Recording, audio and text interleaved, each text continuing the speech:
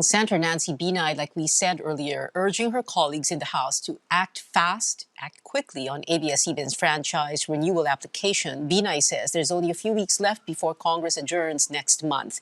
We now go above and beyond the headlines with the senator herself. Good evening, ma'am. Welcome to Newsnight. Good evening, Pia, and good evening to all your televiewers. Senator Nancy, let's begin with this. You've been tweeting several very interesting lines. Ang ganda ng pagkasulat. For example, kulang pa ba ang dahil sa COVID at kailangan nyo pang dagdagan? And then you also said that these trying times, information saves lives. Tapos ngayon, nyo pa tatanggalin ang 11,000 Pilipinong katuwang sa paghatid ng impormasyon. You don't kill the people in the platform delivering valuable life-saving information. And then this morning you said to my friends sa May Batasan, hope you can find your voice. And also this morning you said you tweeted a photo of or a screenshot of ABS-CBN, of course, off the air, part of my early morning live. Ma'am, one of the first things that many people said about you was that you were speaking up for ABS-CBN in spite of the fact that it wasn't allegedly too kind to your family in its coverage. I think in one of my interviews a few months ago, I already said na it's not about my family, it's not about me, it's about what is right. And for me, what is right is for us to give ABS-CBN a franchise to operate. Okay, did you ever think that it would come to this, na matutuloy na magsasara or mag-off the air ang ABS?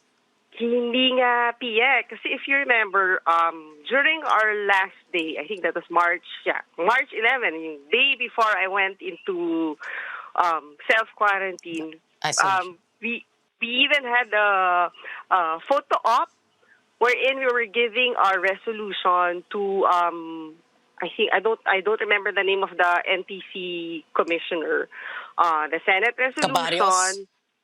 I think it was Cabarrios. Receiving our resolution for allowing NTC to grant provisional authority to ABS-CBN. Kaya nakakagulat kasi di ba alam mo naman, ang laki ng problema natin ngayon, ang dami nating kababayang ang nagugutom. In fact, we already raised yung issue na mawawalan ng trabaho when we had that hearing with regards to the ABS CBN franchise. At lumalabas nga doon na 11,000 yung mawawalan ng trabaho. That's a lot. Kasi isipin mo, 11,000 times, let's say, 4 per employee. Madami-dami din yung mga problema ngayon kung saan sila kukuha ng pangkain, kung saan sila kukuha ng panggastos. Ma'am, there is also that view that hindi naman daw talaga NTC ang may kasalanan, kundi ang House of Representatives. One of the tweets I read that you wrote is that you said that you hope that they find their voice. What do you think happened, really, honestly, in the House of Representatives? Well, honestly, Pia, I don't know then because I've talked to several friends of mine in Congress and parang wala naman ako naririnig sa kanila na they're against the renewal. Kaya nga talagang I think that's a $1 million question. Why up to now, hindi pa nila na-actionan itong franchise. If you can see, ang daming nag-co-author dun sa bill ata granting ABS-CBN a franchise sa House of Representatives. So, I see, yun na nga, it's a $1 million question kung bakit. And one of my isang concern ko ngayon, we only have, I think, 4 more weeks before we go into a break. Sana by next week, mag-convene na yung Committee on Franchise House of Representatives para mapag-usapan na kung ano ba talaga yung problema nila sa franchise, kung may problema ba talaga. And kung may problema sila, is there a remedy? Is there a cure na pwedeng gawin when they grant dun sa terms nung franchise? Instead of us parang waiting kasi parang ayaw nila magdesisyon whether to grant or not to grant. Parang they kept everybody hanging. Parang gano'n yung Okay, so dating. it's yeah. Para bang ang hinahanap ninyo is a remedy other than forcing ABS-CBN off the air.